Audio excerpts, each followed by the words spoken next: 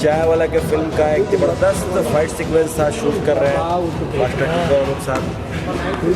बहुत ही अच्छा गोडाउन है आप देख रहे हैं, और मुझे यहाँ पे खून से लथम मारा जा रहा है, एक्शन सीन्स है, महिलाओं को बांधा गया है और बहुत अच्छा इमोशनल सीन्स बनेगा, ऐसा मैं प्लान किया था।